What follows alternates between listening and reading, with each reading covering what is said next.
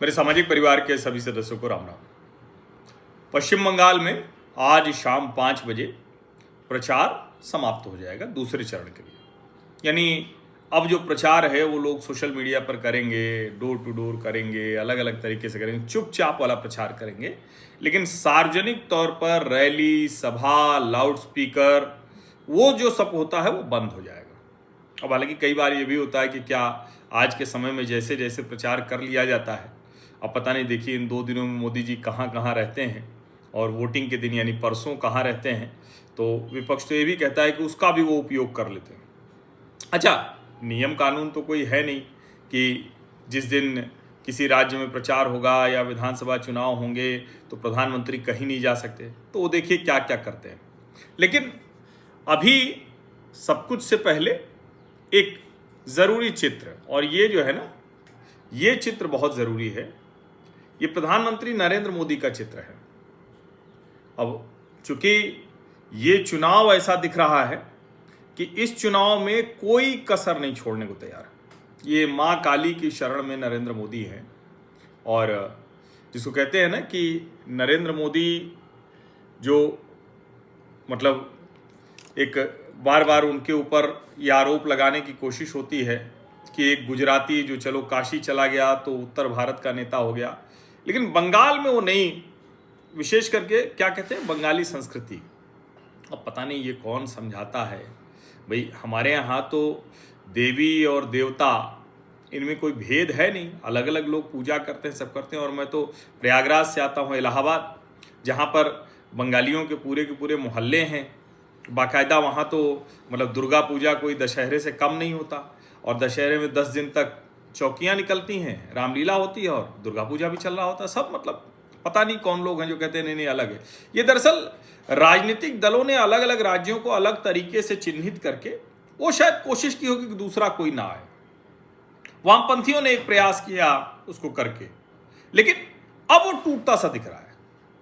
अब सोचिए, जिस पार्टी के मूल संस्थापक हों, मूल विचार पुरुष डॉक्टर श्यामा प्रसाद मुखर्जी वही बंगाल के थे, उनके बारे में, उस पार्टी के बारे में कहा जाता है कि अरे इसको तो बंगाली संस्कृति, बंगाली वेशभूषा, बंगाली भाषा, बंगाली, उससे कोई मतलब नहीं।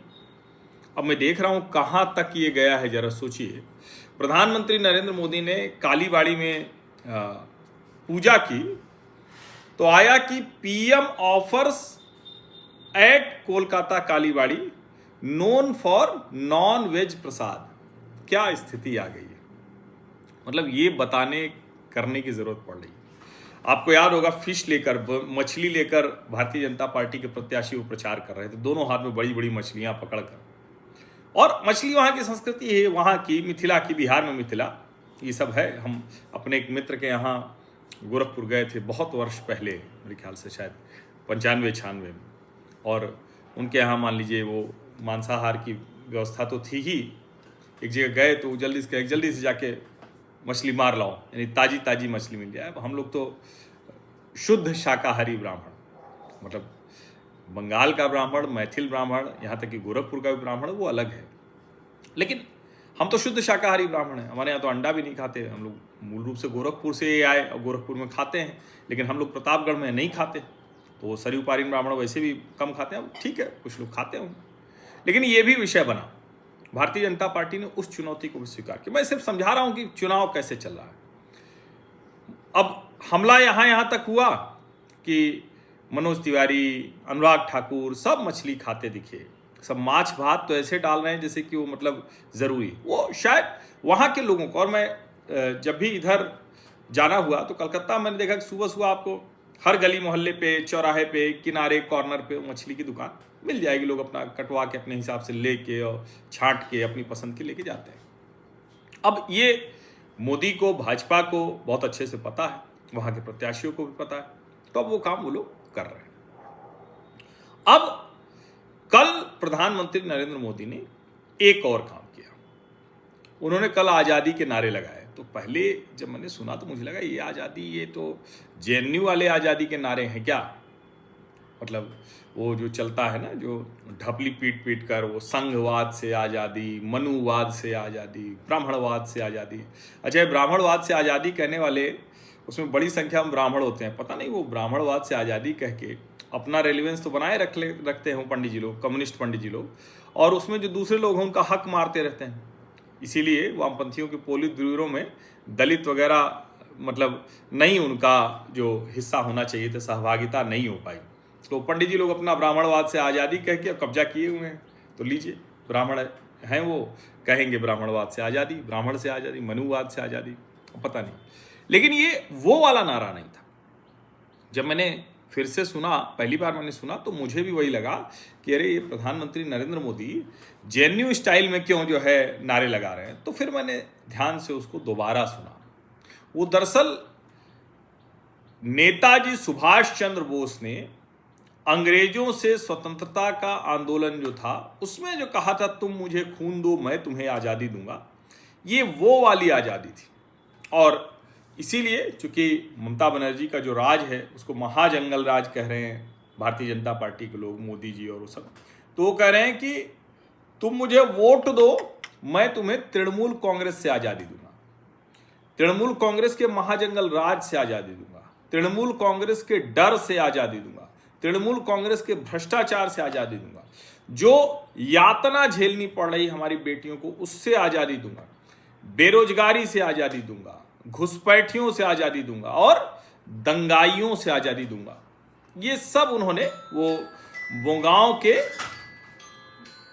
ठाकुर नगर में थे, वो गांव के ठाकुर नगर में थे, और वहां उन्होंने ये आज़ादी वाली बात कही।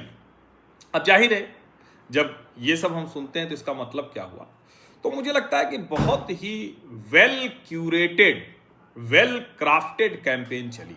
पहले चरण और दूसरे चरण के लिए कैसे क्या करना है। कल प्रधानमंत्री नरेंद्र मोदी ने कोलकाता में रैली भी की, और जाहिर है नरेंद्र मोदी रोड शो किया। नरेंद्र मोदी का जो रोड शो होता है उसका प्रभाव तो होता ही होता है, और हमने नरेंद्र मोदी की राजनीति में रोड शो के महत्व बहुत देखे हैं। वो लंबे लंबे रोड शो करते हैं, और उन रोड शोज में क्या है कि मतलब पब्लिक से सीधे वो मिलते हैं, और रास्ते में जब लोगों से मिल रहे होते हैं तो जिस तरह का इमोशनल कनेक्ट जो वो दिखता है वो कमाल होता है। अब ऐसा ही एक कल जो है वो देखने को मिला जब कालीबाड़ी में वो गए, और कालीबाड़ी में गए तो जाहिर है कि प्रधानमंत्री अगर स्वयं, ये दरअसल ये खुल गया जो प्रधानमंत्री नरेंद्र मोदी रोड शो की उन्होंने झलकियां डाली हुई हैं। तो अब जाहिर है रोड शो जब हम कोई देखते हैं तो उसका वो नेता लोग ये डालते हैं कि पता चले कि आखिर रोड शो में क्या हुआ। तो अब ये मैं इसलिए आपको मतलब बता रहा हूं कि कैसे वेल क्राफ्टेड और वेल क्यूरेटेड ये जो पूरी की पूरी जो कैंपेन चली है उसके बारे में मैं आपको बता रहा हूं। और ये बड़ा समझना बहुत आवश्यक है, जिसको कहते हैं ना कि ये जो कैंपेन चल रही है, इस कैंपेन को अगर देखें, और जो चल रही है तृणमूल कांग्रेस की। अब उनकी एक नेता है सायोनी घोष, कम उम्र की हैं, पत्रकार एकदम से लहालोट है, वो थोड़ा उसी अंदाज में रहती भी हैं, और चूंकि सेकुलर खेमे की बड़ी वो झंडा बरदार हैं, उन्होंने शिवलिंग का इतना भद्दा और क्या क्या किया था वो खैर उसकी चर्चा मैं नहीं करता हूं बार बार। अब वो उन्होंने हृदय में काबा और नयन में मदीना वो डाला था। अब हृदय में काबा और नयन में मदीना के बाद जब ये सब दिखा तो लगा कि अरे ये तो गड़बड़ हो जाएगा। तो उन्होंने क्या किया, उन्होंने एक और जो नए जो प्रचार के गाने वाने डाले, तो उसमें उन्होंने डाला कि बजरंगबली की पूजा का डाल दिया वो जो जिसको कहते हैं ना कि जय हनुमान ज्ञान गुण सागर, वो सब उन्होंने डाला, और उसके साथ ही देवी स्त्रोत और सब कुछ। ये एक सेकुलर बनने का एक और उनका चल रहा है कि हिंदू मुस्लिम सिख ईसाई भाई भाई वो भी चल रहा है। तो ये सब उनको आप दबाव में कहिए या जो भी आप कहिए, लेकिन ये भाजपा की जो रणनीति थी उसका दबाव है। अब नरेंद्र मोदी बार बार कह रहे हैं कि मां माटी मानुष से विश्वासघात हो रहा है।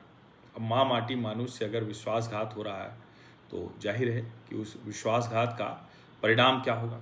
और प्रधानमंत्री नरेंद्र मोदी, ये देखिए ये भी एक चित्र है, नरेंद्र मोदी जो प्रचार कर रहे हैं उसकी जो तस्वीरें आ रही हैं, जैसे झालमुड़ी वाला था, अब ये देखिए ये मथुआ ठाकुर बाड़ी है, वो वहाँ वो गए और श्री हरिचंद ठाकुर जी और श्री गुरुचंद ठाकुर जी, तो उनका ये देखिए, ये प्रधानमंत्री नरेंद्र मोदी कोई कसर इस बार नहीं छोड़ रहे। उनकी पूरी कैंपेन, पूरी की पूरी कैंपेन वो इस तरह से तय की गई है कि बंगाल की संस्कृति का कोई हिस्सा छूटे नहीं। अब एक बंगाली अभिनेता है बड़े प्रभावी, उनका चित्र लेकर वो रोड शो में थे, कलकत्ता में उनका चित्र लेकर थे। तो जो प्रधानमंत्री नरेंद्र मोदी जो कुछ कर रहे हैं वो कमाल कर रहे हैं। और सोचिए कि कुछ छूट न जाए, तो एक प्रोफेसर गोवर्धन दास हैं, प्रोफेसर गोवर्धन दास ये डायरेक्टर हैं IISER भोपाल, मॉलिक्यूलर मेडिसिन के प्रोफेसर हैं, बंगाली है जाहिर है, इनको नीति आयोग में सदस्य बनाया। और अशोक लाहिड़ी जो भारतीय जनता पार्टी के विधायक हैं, अब इस बार नहीं वो मतलब विधानसभा का टिकट दिया गया उनको नीति आयोग का चेयरमैन बनाया गया।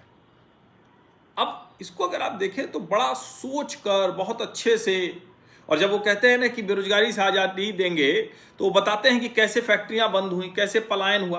अब ये तो पूरे देश को दिख रहा है, बिहार तो खूब जो है ना वो एकदम बदनाम है, उसके बारे में बहुत कुछ कहा जाता है। लेकिन जरा सोचिए, बंगाल के चुनाव में जिस तरह से लोग लद लद कर पहुंचे हैं, वो जरा सोचिए, जिस तरह से लद लद कर पहुंचे हैं। और मैं इसीलिए कह रहा हूं कि ये जो मां की शरण में मोदी, ये देखिए ये भी एक उसका वीडियो है जो है ये रोड शो का। तो इस तरह से प्रधानमंत्री नरेंद्र मोदी वो लगातार, मतलब एक तरह से कहें कि बड़ी वेल क्राफ्टेड और वेल क्यूरेटेड कैंपेन है। अब वो भी सबने देखा ही था, जो मोदी जी उस पर जो इस पर देखिए फोटो खींचने चले गए, ये सब। तो एक तरह से कहें कि पूरी कैंपेन इसके इर्द गिर्द है कि बंगाल का कोई कोना, बंगाल की कोई भावना वो बची न रह जाए, किसी भी तरह से बची न रह जाए। अब जाहिर है बंगाल का कोई कोना, कोई भावना बची न रह जाए, तो फिर तो इसका मतलब ये हुआ, एक समझ में आने का जो होता है। अब एक ये मैं देख रहा था, जो प्रधानमंत्री नरेंद्र मोदी को कमल का फूल दिया है, पूरा फूल वाला जो था, तो फूल वाले को 100 रुपया दिया, जैसे वहां पर झालमुड़ी वाले को 10 रुपया दिया था, तो उसने भी कहा था मैं इसको रखूंगा, और ये फूल वाले को दिया 100 रुपया। फूल वाले ने कहा कि इसको हम संभाल कर रखेंगे, इसको हम पूरी तरह से, जिसको कहते हैं ना कि एक लाइफ टाइम अचीवमेंट के तौर पर रखेंगे। अभी लाइफ टाइम अचीवमेंट के तौर पर वैसे तो भारत जो है वो मूल रूप से भावना प्रधान देश है, इसमें तो कोई बट है नहीं। लेकिन जब प्रधानमंत्री नरेंद्र मोदी के साथ कोई भावना जुड़ती है तो फिर उसका अलग ही मतलब हो जाता है। देखिए आपको मैं दिखाता हूँ, ये देखिए, ये वो फूल वाला है, ये देखिए, ये देखिए कैसे वो कमल को तैयार कर रहा है, कमल पूरा खिल गया। तो एक तरह से कहें कि ये जो पूरी कैंपेन है ना वो बड़ी डिजाइनिंग के साथ है, और मुझे तो कोई संदेह अब नहीं दिख रहा है, ठीक है आगे जो भी होगा जो समझ में आएगा, लेकिन मुझे कोई संदेह नहीं दिख रहा है कि प्रधानमंत्री नरेंद्र मोदी, गृह मंत्री अमित शाह वो भारतीय जनता पार्टी को वहां पहुंचा चुके हैं जहां पूर्ण बहुमत की सरकार बन जाएगी। इसमें मुझे कोई कंफ्यूजन नहीं दिखता। दूसरे चरण का मतदान होना है परसों, लेकिन आज ही मैं ये बात कह दे रहा हूं, मैं एक बार जरा सीटों को देख लूं तो फिर आपको मैं नंबर भी बताऊंगा। आप सभी का बहुत बहुत धन्यवाद। सब्सक्राइब अवश्य कर लीजिए, नोटिफिकेशन वाली घंटी दबा दीजिए, लाइक का बटन दबा दीजिए, अधिक से अधिक लोगों तक इस वीडियो को पहुंचा दीजिए। धन्यवाद।